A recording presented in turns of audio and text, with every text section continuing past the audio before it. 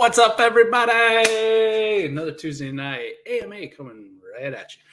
As you can see, there is no Adam tonight. He's off recording a podcast with Ike and Gene of Off the Line Fantasy, so he won't be joining us. They got a little bit of a late start, so you should check that out when it drops. Destination Devi Radio, Off the Line, Ike and Gene, my guys. Adam's on there recording, so hopefully it better be a good one. He better not embarrass us. Better not embarrass South Harmon. How's everybody doing tonight? Hope we're all doing good. I think I can handle this by myself for once. Just one time. It'll be all right. Trust me.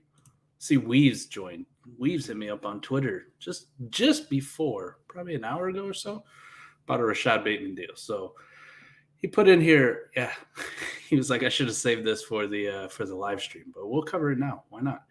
Said I can still make this work. Take Bateman's projection over the next season and the next spring versus currently projected mid to late wide receivers like Addison, Downs, Johnson, and pick a side. So his deal, he sent some trash like Khalil Herbert.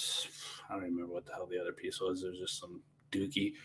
And he got back basically Rashad Bateman. He had to send his projected late 23 first for Bateman. And I told him that's a deal I'll do 100 times out of 100. Give me Rashad Bateman over those guys easily. Addison, Downs, Johnson right now. Give me the year of production. And if you can get Rashad Bateman for a late first, what you really think is going to be late first, hell yeah, send that. Jay's in the house. And Austin always coming. He's always coming with the Devy questions, too. I appreciate you, Austin. You come with the Devy questions. You make me think. I'm barred from doing Devy mock drafts on the station Devy anymore, according to Ray. Had the worst one he's ever seen. So maybe I shouldn't be answering Devy questions, but got anything good tonight? Any burning questions that you guys have been holding on to that you wanted to get out there? Hopefully not Devy related. No Devy questions. I'll answer them. They're probably wrong, though. Probably wrong. Twitter, of course, being Twitter things. Deshaun Watson in the news again. Not good. Also getting dealt right before I came on here, hit the record button. Oh boy, Deshaun Watson, I watched get traded for Zach Wilson, Keontae Ingram, and I don't even remember what the other piece was. Josh Palmer. That was bad. That was bad. Austin, saw my Devy mock. I may have to, you. Maybe. Quinn Ewers, baby, and Sam Laporta. Two best picks in that Devy mock. Quinn Ewers. After that, it went off the rails. Brandon, yes. Deshaun Watson or Zach Wilson, Josh Palmer, or Keontae Ingram. That was the deal. That's Deshaun Watson by a million miles. And this is coming from the Zach Wilson truther, the Zach Wilson, hey, go buy Zach Wilson. He's cheap. I'm willing to take the risk on him. Not at the cost of Deshaun Watson. Palmer and Keontae. I don't think add much to that deal. 5 QBs is a bold strat. There's only 4. I don't think Laporta can play quarterback, Austin. I don't think he can. He might be able to. He is a god. The next in the long line of Iowa stud tight ends. Yeah. If you need a cheap third quarterback in a 12-man just to patch bye week holes, who are you targeting for this year? Man, I think you can get Matt Ryan dirt cheap. My comfort level, Ryan Tannehill is going to be a huge target for me as my third quarterback, my swing quarterback. Huge. And he goes in the 9th round startups. I mean, he doesn't cost a first. I guess maybe if he had a early projected second, that'd probably be about his range, but it might even be less than that. He's a huge one for me. Matt Ryan, Ryan Tannehill, I'll take either one. I'm willing to roll the dice on Carson Wentz for what it's worth. That one is, albeit more risky, because he can just get flat out benched. But Ryan Tannehill, go look out there and see if anybody doesn't like Ryan Tannehill. He's a good one that I really would love as my third swing quarterback. He has a long startup and offered Herbert for Watson and a random 23 first about a month ago. Regret not taking it at the time. Ooh. Yeah. Herbert for Watson. Man, I almost want the Watson and 23 first side even now, but I love the down tier. But I could definitely see where it's just get the headache off your team. If it's a late first, that's easy for you. You just get the headache off your team. What exactly do we do with Watson at this point? If you got him, you got to hold him, man. You got to hold him. I think you might still have a window with like some people who aren't as in tune with the news cycle and what's going on. They're probably rare people, though, man. They're probably not in abundance. I would think, man, if I got Watson at this point, I'm going to hold and just kind of ride it out and see what happens and look at it as a play for 23. I don't think it's a multi-year suspension, but I don't think anything would shock me, to be honest. Like, the news is never good, right? It's never – we had that one little piece of good news, I guess. The good news when the grand jury indictment, they declined to bring him up. And then his value rose. And then it kind of just been downhill since. Yeah, I'm a full agreement. We just hold and pray. Hold and pray. What a joke there. Just hope he gets his happy ending. I like it. That's a hell of a pun. Love it. Yeah, don't sell him for Zach Wilson, Josh Palmer, and Keontae Ingram. You can do better. Thoughts on Kamara in the current market? No news on his potential suspension, but think he's a great guy for contenders. People overvaluing this potential suspension. Yeah, it definitely could be devastating. Brandon can attest if he's still hanging around here. I did buy on a contender Kamara off of him. First and a second, I believe. I think that was the price I paid. I'd do it again on a contender easily. Worth the risk for me. I'll trade you a 23 first and a second. If I'm on a contender, I'm planning on those being late. I don't think I want him as like my RB1. I don't know if my comfort level is there. I'd kind of rather have somebody else. RB2, fucking fantastic. Sign me up. Suspension-wise, man, I don't know what's going to happen with it. I guess they're, you guys probably all heard about the, obviously the fight, but apparently there's a rumored video that's out there that hasn't been released. And, I've heard people talk about, how the NFL is with videos when public pressure actually gets to them when they can see the video. But from like some of the legal experts, this kind of seems like an issue for 2023, more than likely, as far as suspension goes, and nothing really for 22. So if his value is going to be depressed, I mean, we're probably counting on this being like one of his last really good years for fantasy. Now, he does have the skill set to like endure, but I think at some point, just with age, you'd want to get off of him anyway. So if you can get one good year out of him left and then ship him away, yeah, he's a good buy for me. I'm in a dynasty best ball startup Superflex. Decided to go win now after CMC fell back to me at 212 in the 9th round. Now, should I send a 23 second to draft A-Rob? Oh, hell yeah. I'd send that easily. Wouldn't even think about it. 23 second, gone off my team. If it was like a traditional 9th rounder, if we're talking like Claypool or Pollard or Kareem Hunt or somebody of that ilk, I mean, maybe it's a more serious conversation for me. But A-Rob, yeah, I'd definitely do that for A-Rob. And if you're going contender, right, you already kind of picked that direction, lean into it. Why not? 9th round, you get a free guy. I assume he's probably going to be like your wide receiver 3 at best. Hopefully like your 4, 5, somewhere in that range. Yeah, that's a good deal for you. Nice depth. Need that depth in best ball. It's gonna bite people in the ass when they don't have the depth. Have Watson as my QB2. I got a deal I'm working on for Burrow. I have Chase. Which do you prefer in general moving forward? Oh, man, if I got to compare Watson to Burrow right now, I'd take Burrow. Just safety, easily. I get the whole, if Deshaun Watson's not suspended, if this, if that, he's pushing for that top QB spot, QB3 in that range. But just give me the guy that I know right now doesn't have any allegations pretty easily. I take Joe Burrow. I guess it would just depend on what the Joe Burrow cost would be. Like what you got to add on to Burrow or what you got to add on to Watson to get Burrow. If I got to do multiple firsts,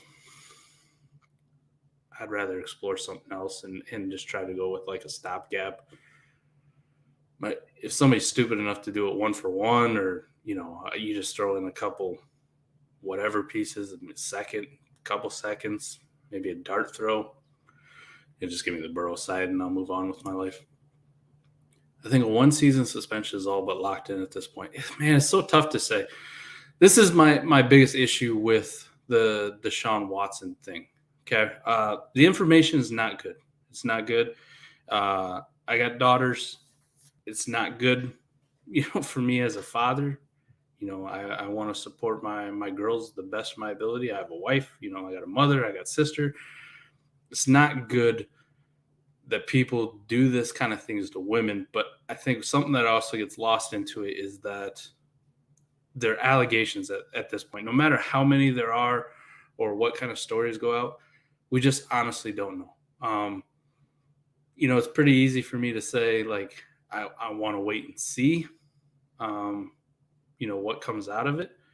But I don't want to get too much into it just because, it's such a sensitive topic. It's just, I don't like to rush to judgment too much on legal matters of this. Like, let's see what happens. It's kind of like the Ben Roethlisberger thing, that kind of got swept under the rug, even though people should have been more honest about, hey, he actually, had to pay up for that. So then you can make character judgments. I don't want to make character judgments just on allegations. I don't think it's fair. If Deshaun Watson was like my son or, one of my relatives, no matter the allegations, I'd kind of support him until it played out. So, we'll move on.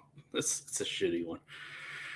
With the DK holding out, I think it's possible the Packers see how raw Christian Watson is through summer and just throw money at DK that they apparently offered Adams. Very likely, very likely.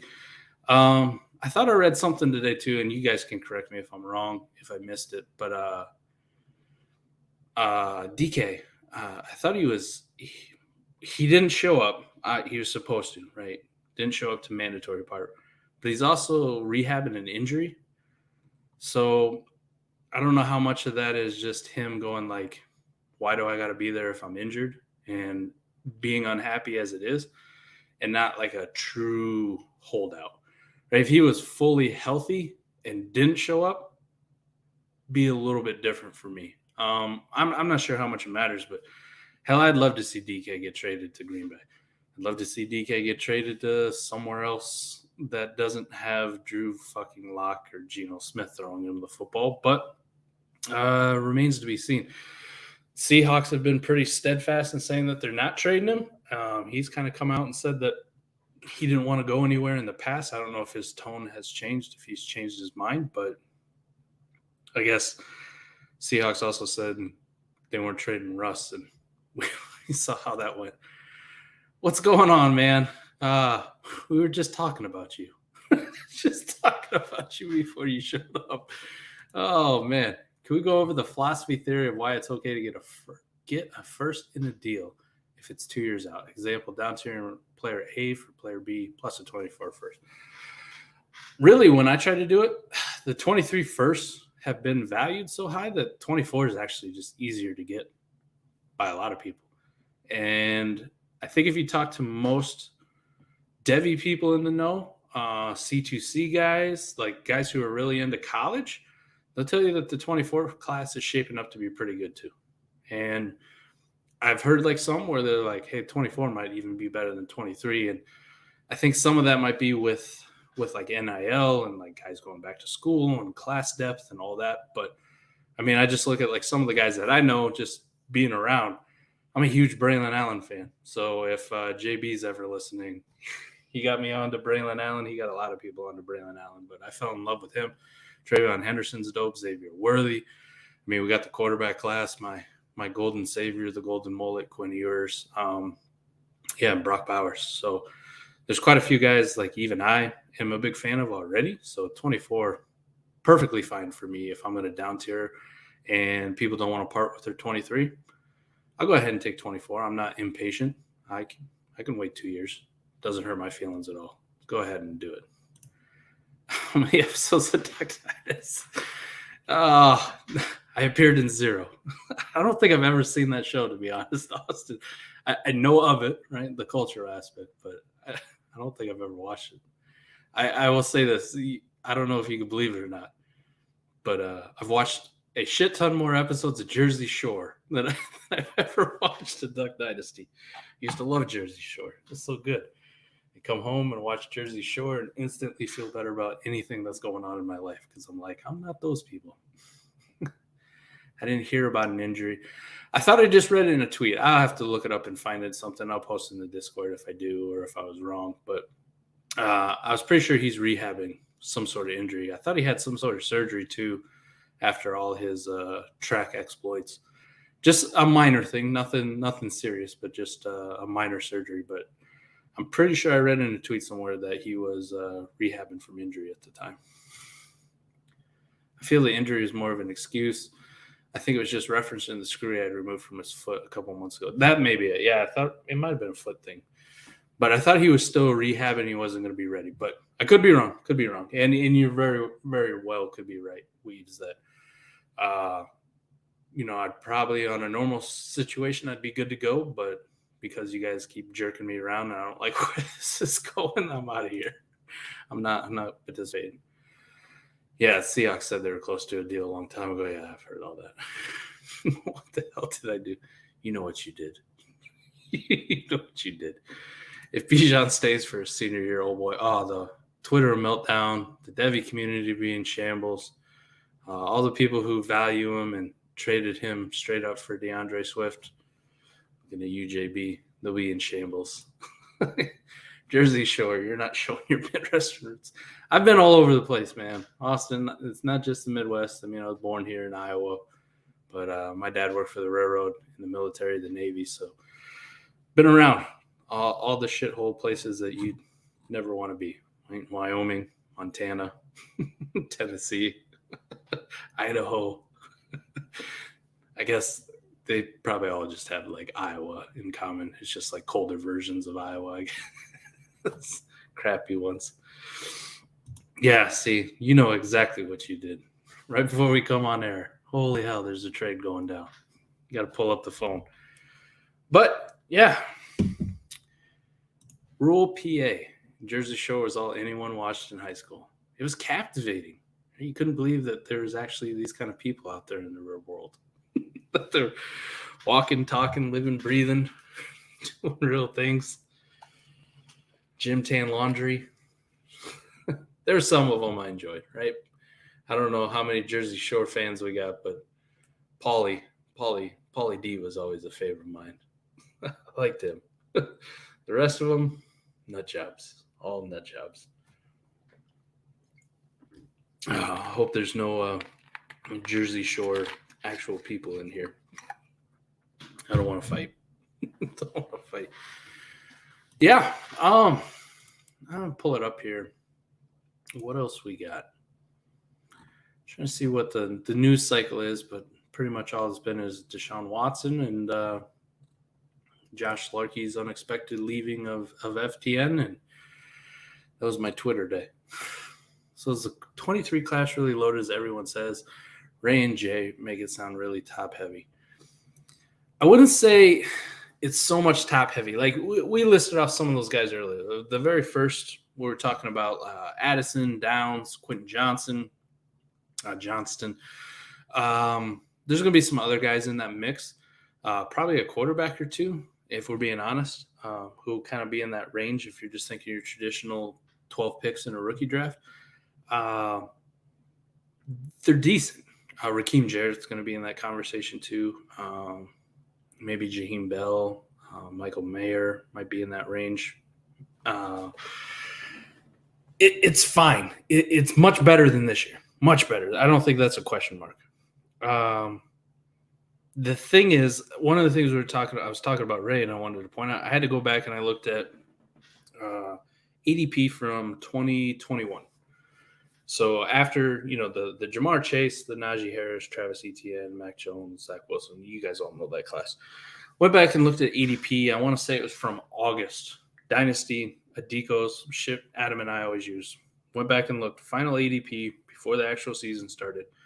And I was looking to see where people in startups, were valuing the Jalen Waddles, the Devontae Smiths, the Mac Jones, Zach Wilson, Javonte Williams, like those guys that were going in the back end of the first round, the Rashad Bateman, Elijah Moore, Rondale.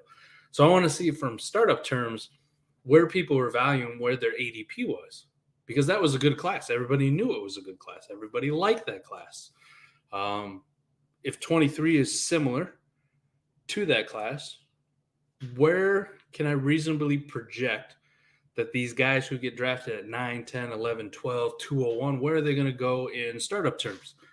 And like the Javonte was the highest out of everybody. He was a back end fourth, fifth round, pretty consistently. And it fits with what I saw. I saw him a lot. People making the choice of taking Javonte Williams or like David Montgomery. That was a big one from the running back position. So fifth round, just perfect. Some of the other guys, Smitty maybe in the sixth, Mac in the seventh, maybe the sixth sometimes. Jalen Waddle, Bateman, Rondale, those really back end first, early second, Elijah Moore, those guys are all going from like rounds 8, 9, 7, 8, 9.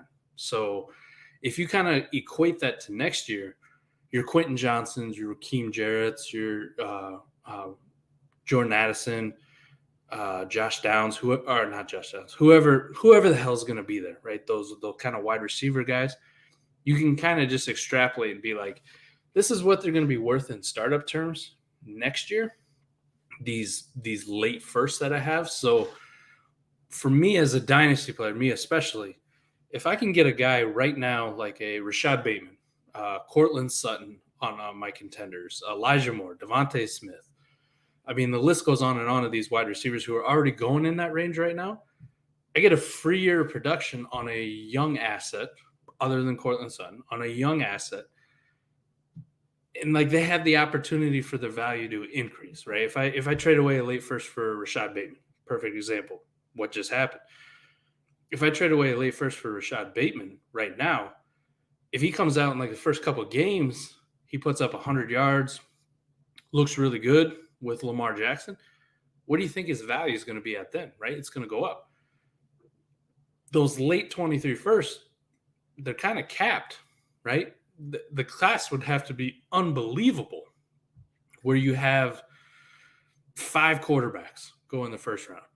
And you have all these running backs, and Zach Evans is a hit, and Jahmyr Gibbs is a hit, and Sean Tucker's a hit, and Mayer, and Jackson Smith and Jigba, right? Where you got to push it down to where I'm getting an elite player at 10. I'm getting an elite player at 11. I don't want to make that bet. I'd rather make the bet on the Rashad Bateman or Devontae Smith or Elijah Moore. So that's kind of where I say where the 23 class is loaded, but it's also just more – you can easily recognize the elite tier right now. Now, that could change. It could get deeper. Wild shit happens during the college season, as we can see.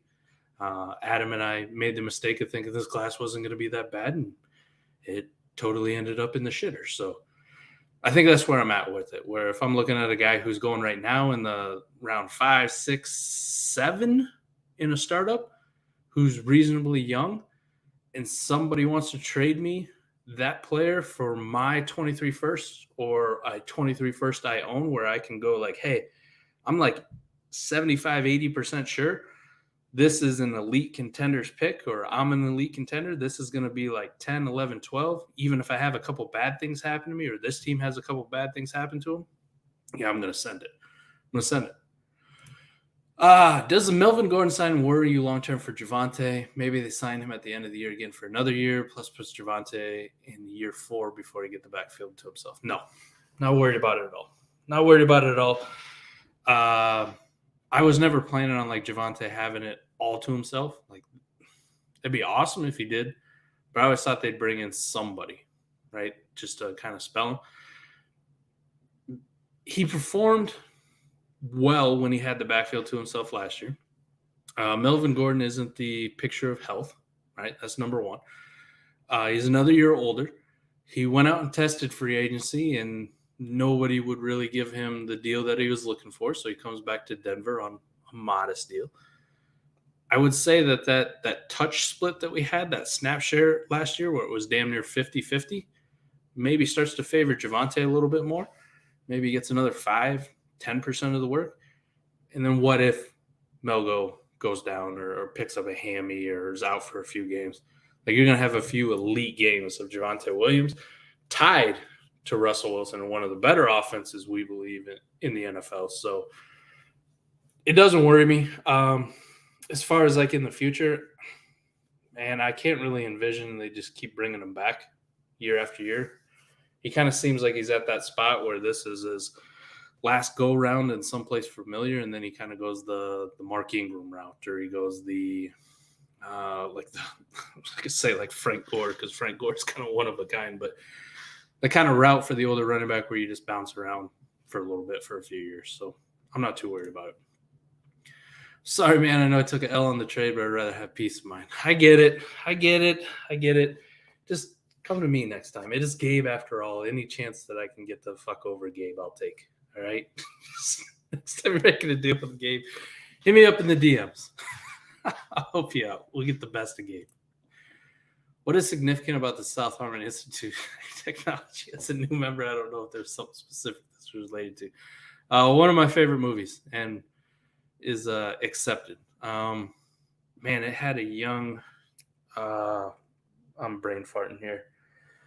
Young Jonah Hill, Justin Long, the guy from like Jeepers Creepers and Zack and Miri Make a Porno, amongst other things.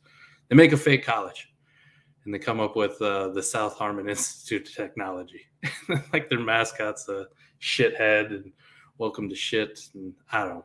It always stuck with me, so if I had to make a Patreon and call my podcast and my, I guess, fantasy company something, shit just fit, right? Gonna be a shithead. Welcome to shit. Sutton is still young enough. Honestly, being tied to Russ for the rest of his prime is great. Yeah, I like Sutton too. He is a little bit on the older side, right? I think he's 27, going on 27. So he's kind of approaching that.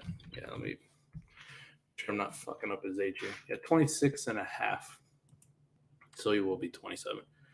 He's kind of approaching that age apex, but it's not death sentence. Jesus, Keenan Allen's still going strong at 30. But yeah, I'm really excited for Sutton this year. If I can have any wide receiver off of Denver, it's Courtland Sutton first, and it's not particularly close for me. I really like Sutton, and getting another year or two with Russ at peak, sign me the fuck up. Would you trade Tannehill, Willis, Olave, and Pickens for Russ and Chase Claypool? So Tannehill, Malik Willis, Olave, Pickens for Russ. Man. Yeah, for me, I'm not man, I don't even know how I have Pickens and Claypool ranked, but I'm going to say that they're going to be very, very close for me. I'm a big fan of getting Claypool at value. I think he's been dunked on too much. So that part kind of cancels out. So you trade Olave, Tannehill, Willis for Russ. I can't even say in a best ball. Maybe I want the package. Because let's just be honest, we put too much stock in rookies every year, especially rookie wide receivers producing right away and like thinking they're going to do a lot of shit for you as a contender when they really don't. It's kind of a rare thing when they do. Yeah, I think I would. Yeah, without knowing any more details of this, give me the Russ and Claypool side, and I'd just move on with my life. I like that a lot. That's actually pretty good. And then, maybe in a best ball, if you wanted to consider it, or like long-term play, maybe you want to build around Olave and Pickens, but for right now, yeah, I'd much rather have Russ and Claypool. Startups rookie draft started this week. James Cook went 109. He scooped Burks at 106. Ooh, Burke's falling to 106. The asthma thing is real. What are we doing, people? Panicking.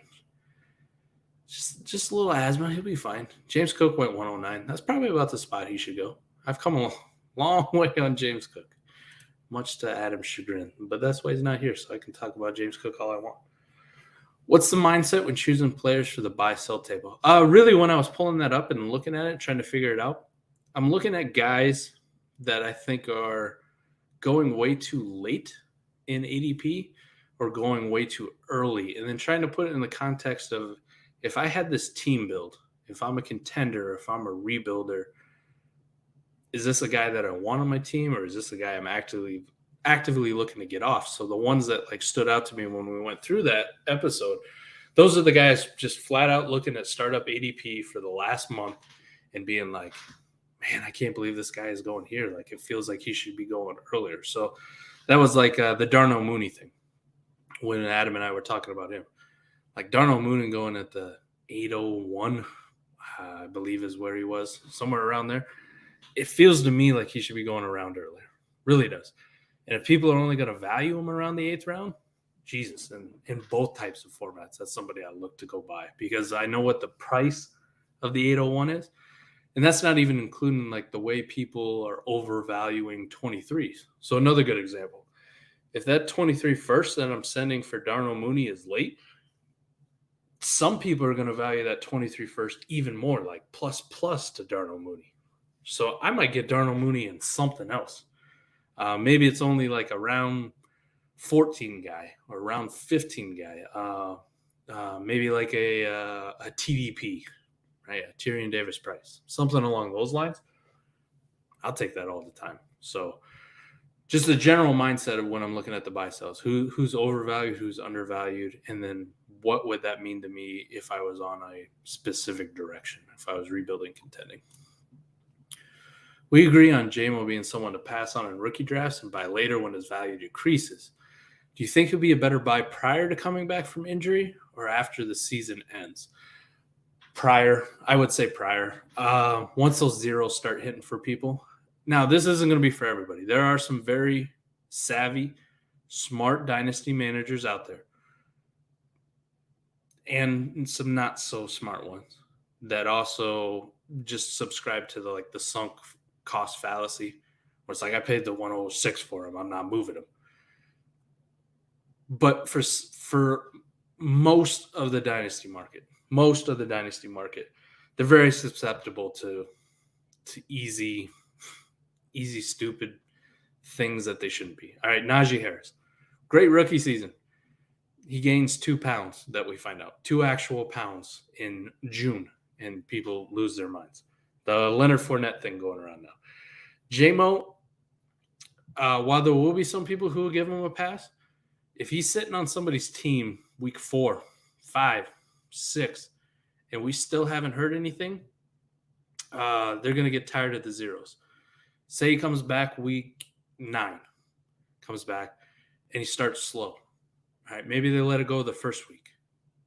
The second week, week 10, 11, 12, if he's still not producing right before your trade deadline, that'd be the time where I'm like, yeah, let me go see what they're feeling about Jameson Williams, right? Because we're, in general, as dynasty managers, we're very fickle, and the community is. So for me, I think he'd be a better buy prior to coming back from injury.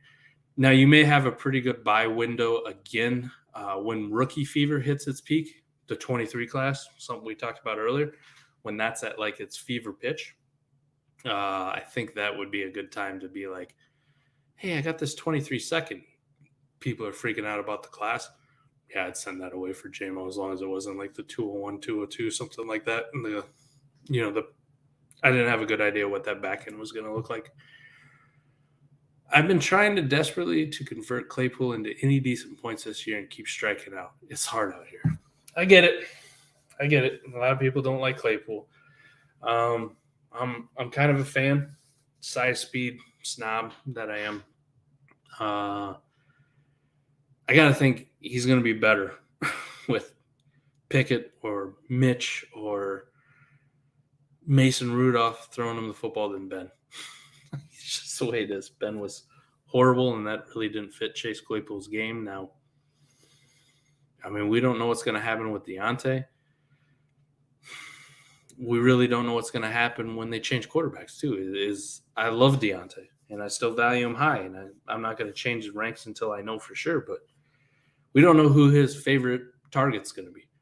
Maybe he prefers Claypool more. Maybe he prefers Pickens, and he develops a rapport with him. So, yeah, I'm willing to buy Chase Claypool because he costs a second right now. And in like startup terms, you can get him in the 9th round, maybe the 10th round. So I've seen a couple where he slips that far. So that price, I'm willing to take a shot on him. No problem at all. Is the Burks out of shape this year's Chase can't catch? It might be, man. It might be. It's tough to figure out which one's which. Maybe because they're both rookies, we can put it in there. And the other ones are just your normal offseason. Hey, Najee's fat. Lenny's fat. Somebody else is probably fat. I'm fat. I know that. But jeez, man. The Twitter mob is relentless out there. We'll find anything and just keep going around. I saw some Travis Etienne curl routes on air today. Got me excited. So if you're a curl routes on air, it's been a good offseason for that. We got Justin Ross out there running curl routes on air. If you're a Travis Etienne fan, there's some curl routes on air. I guess the only one that's been like really bad for is if you're a Tua fan, because I don't think any of the throws like the people are putting out there have been flattering. Yeah, Chase Claypool in the slot would be very interesting. I agree with that. That'd be very, very interested. Very interesting if they started manufacturing more targets for him. So, maybe more end arounds or sweeps and getting them in more favorable positions. I definitely like that. Yeah, I'm well-rounded. And Etienne is goated. New favorite player. Hey, I like him. I liked him last year. I made the mistake of valuing him over Javonte, and hindsight's 2020. But I think if I was further along in my process, like we are this year, and the changes I made, where I'm not so worried about ceiling anymore. I think it's just kind of bullshit talk. I don't think I would have Etienne over Javonte, but I like him. He's such a fascinating thing that he did nothing, has a major injury, and actually being valued higher than he was last year before he got hurt. I don't get it, but interesting. Interesting. Thoughts on Godwin? What would be looking to get to move him? What would you be looking to get to move him? Man, this is a tough one for me. His market value is going to dictate a first plus. If you can get a first and a second, I'm out easily. I don't care where it is. I would just take a random one and move on with my life. If people aren't going to do that, man, I think at this point, I love Nate Liss's content. If you guys haven't checked it out, go check out some of Nate Liss's videos on YouTube. Some of my favorite things. He just put out a hype piece though on Chris Godwin, so I appreciate him for doing that and driving up his value. If you have him, it's not a guy I'm looking to acquire. Definitely a guy if I have him looking to sell. Some examples though, ADP wise. I would take Devontae Smith in any kind of plus I can get. Bateman's going after him, same kind of thing. On a contender, Keenan Allen's going after him. Elijah Moore, Amari Cooper, Darnell Mooney, Cortland Sutton.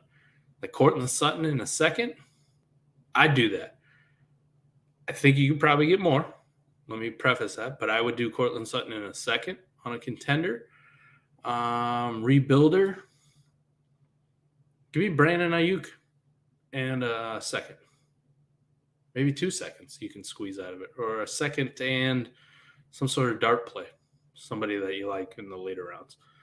Allen Robinson. I'd be interested in for sure. These are all guys going after. Brandon Cooks. Geez, habitually undervalued. Brandon Cooks, you might be able to send Chris Godwin and get Brandon Cooks in the first. Something that you very well could get done. So on Chris Godwin, get him off my team. Get him off my team. I'm good. Let somebody else have him. Who's a flyer, rookie, running back, or wide receiver from this class you could flip in an in-season trade that could land you a valuable rookie pick in 23 or 24? I don't know if you're going to get it from the wide receiver position. I don't think it's not as likely. Running back, God, man, it's so hard. So hard to say at running back, right? But we know it can happen. We've seen it. We've seen it 2 years now.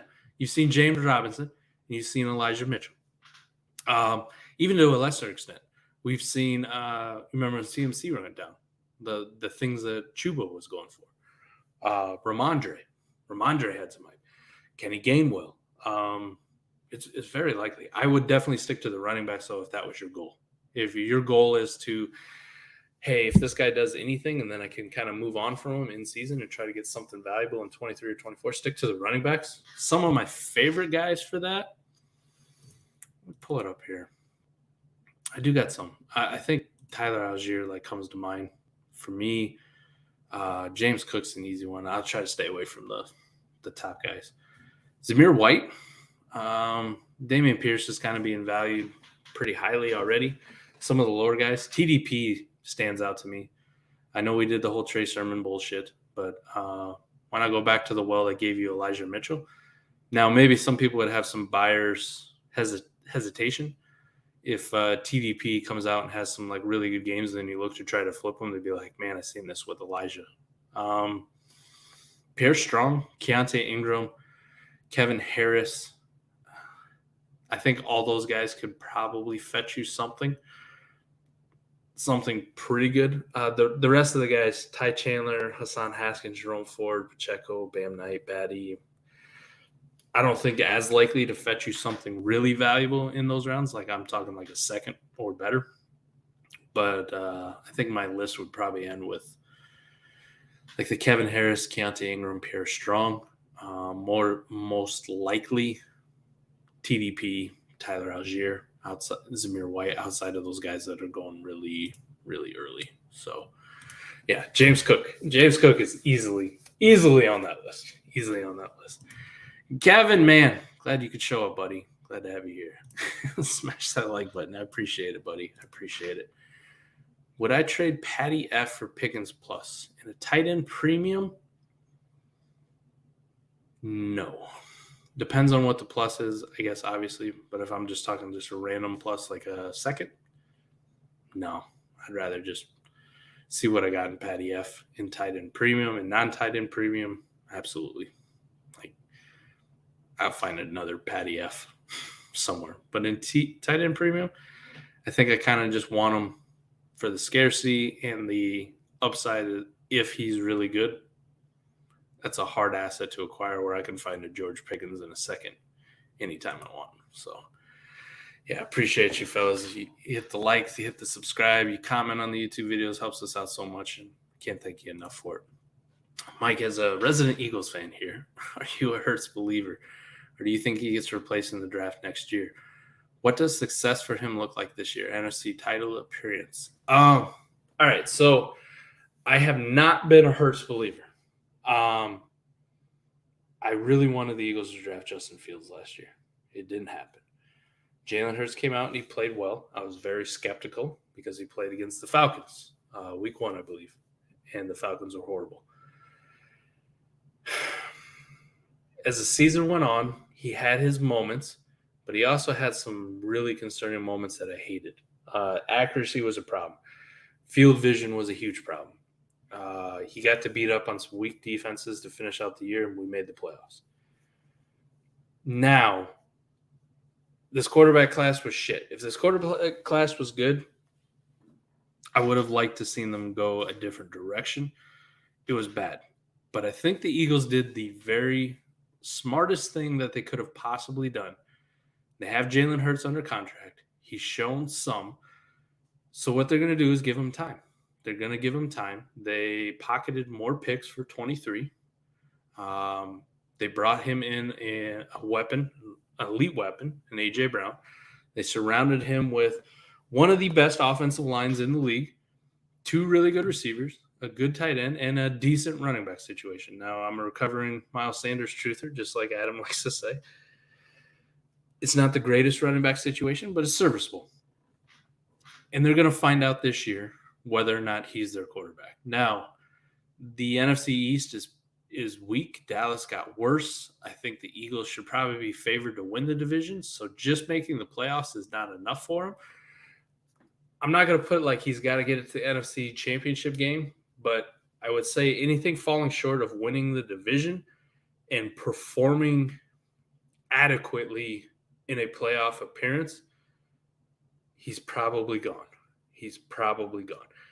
If he does those other things, I think they'll commit to him. I think they will fully go like, hey, we're in. We're going to commit to you. I don't know what like the contract situation would be like. I don't know if Jalen Hurts and his agent would even be open to it, and they would just make him franchise tag him, take that kind of money. If the Eagles weren't going to offer a pretty decent amount, like I don't think you're going to get him for $20 million if he plays well. So I like it. I like it from a team management standpoint. I'm kind of excited to see what he does. I'm hoping he takes the next step, because anytime you can just get a franchise quarterback and have it locked up, I'm perfectly happy. But let me just be honest and say that I'm not the biggest Jalen Hurts fan as far as like dynasty goes too. If I separate my fandom from it, definitely a guy I want on my contenders this year for sure, 100%. Outside of that, I think you can get a little bit of a discount if you're early to the party and you believe in him long term. I don't know if like I'm willing to risk 2 future first round picks to wager on that though. Like if I'm looking at a rebuild 2-3 years out, yes, he's a young quarterback and that's assets I usually like to have, but I don't know if I'm willing to gamble that much of my future to find that out. Right. So, all right, Jay's other tight ends are Mandrews and Knox, by the way. Okay.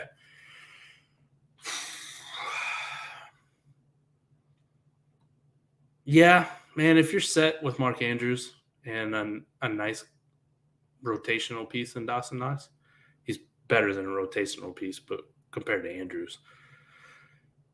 Yeah, I think I'd send him away. Like Pickens in a second, I do that. Maybe try for like something else too, just like some dart tight end back and just make you feel good, get you that third tight end.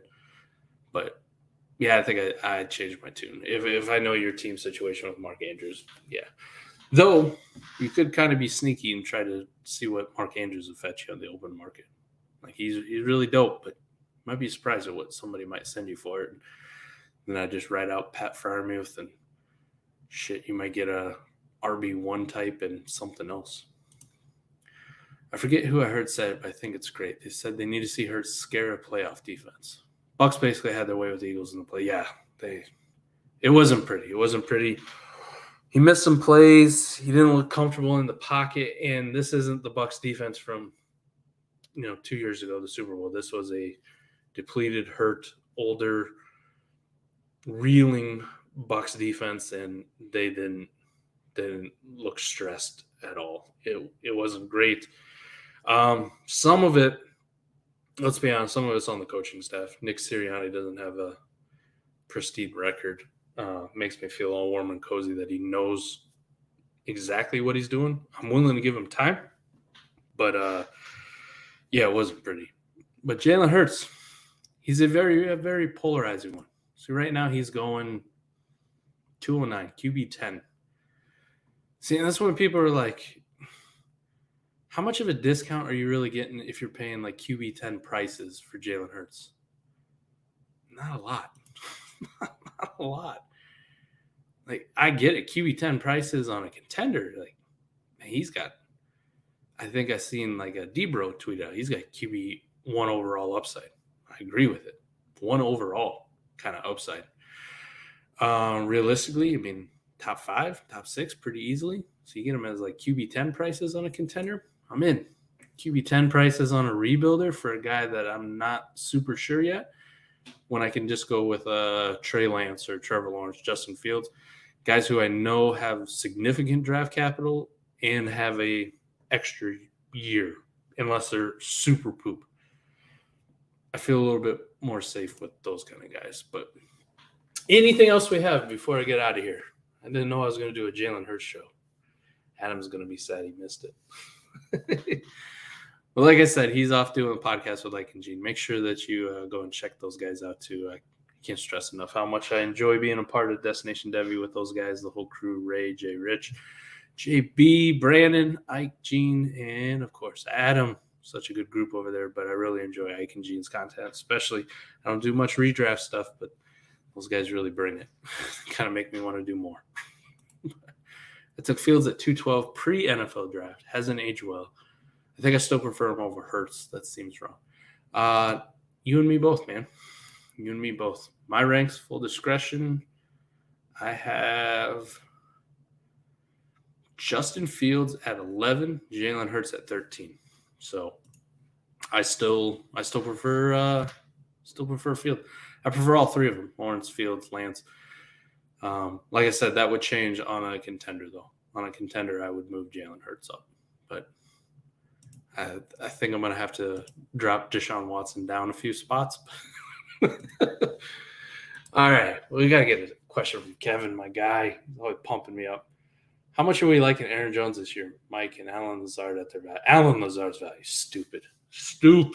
It is stupid. Give me all the Allen Lazard I can get. So just on last week, Jesus, where were we looking at? Allen Lazard, round 13, wide receiver 57. Sign me up for Allen Lazard, and I can guarantee you I don't think Aaron Jones is much better, but he's starting to rise. He's starting to rise because I keep hearing Matt Kelly, the Podfather, Billy Muzio, all these podcasts keep talking about Aaron Jones. So I think his days of like being an extreme value are probably over even in dynasty startups. 601. So he's up a little bit. He was earlier, if you guys think like a month or two ago, falling in the 8th, 7th, 8th, 9th round sometimes. 601, he's getting a little bit pricier. Is there anybody going over Aaron Jones or behind Aaron Jones that I think? All right, maybe you can make the case for like Josh Jacobs or Leonard Fournette, but the rest of the dudes, no. You should not be taking A.J. Dillon above Aaron Jones.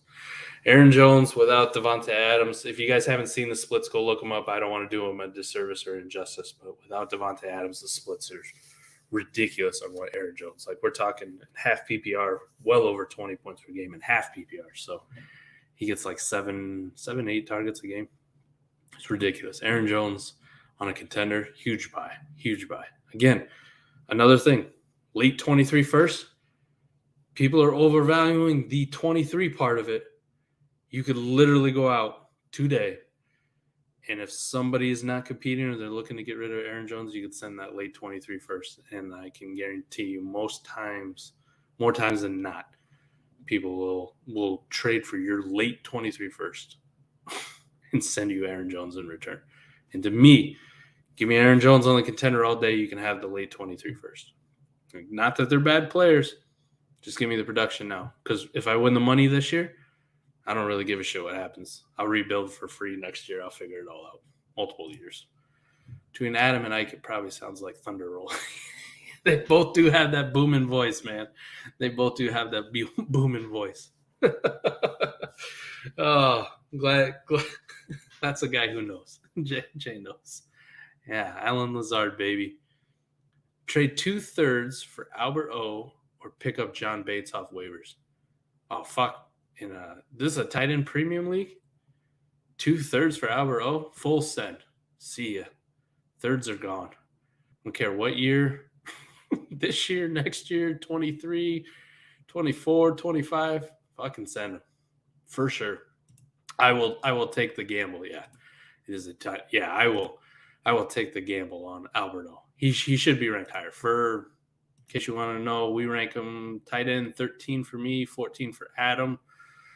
In that tier, like right after Knox, Kmet, Gesicki, and I actually rank Albert O above Gesicki because I don't think 2 is supporting 3 elite weapons in Miami. 2 I can get behind. 3 I don't think so. So I'd actually take Albert O over like Gesicki.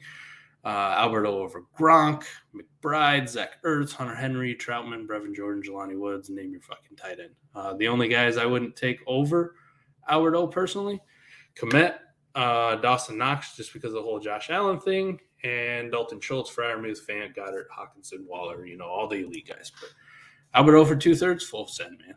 Easy. What Chiefs wide receiver ends the year with the most targets? Juju. Juju from the wide receiver spot. I know we want to say Sky Moore.